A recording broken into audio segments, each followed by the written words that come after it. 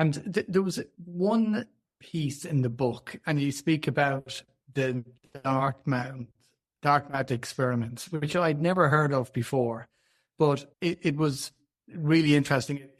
You can tell us like about the experiment itself, but it illuminates a basic human truth, and that we tend to view ourselves through the eyes of others. And for me, when I read it, it was quite liberating. Do you want us just to give us a quick summary of that experiment? Yeah. Yeah, absolutely. So in the 1980s, there was an experiment out of Dartmouth University called the SCAR experiment. And what happened is if you were a subject in the experiment, somebody put a fake scar on your face, imagine a really hideous looking blemish, all done by makeup, of course, right? They're not actually scarring you.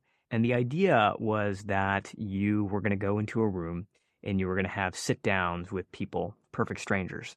And you were just going to notice that the way that they behave towards you with this scar on your face. But right before you walked into the room, the makeup artist said, "Hey, I want to touch up your scar a little bit." And as she or he is touching up your scar, they remove it altogether. So now you think you have a scar on your face, but you actually don't. And so you walk into the room and you start talking to the stranger.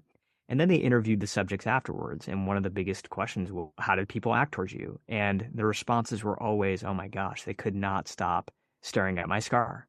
In fact, you had people who stared at me in a really sort of appalled sort of way. And so the point is that oftentimes, we tend to view ourselves through the eyes of others.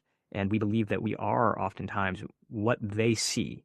And, and when that happens, we start to make choices that aren't necessarily in line with what we want, but what we want other people to see us as, right? And that tends to lead us down a path that doesn't necessarily feel like our own.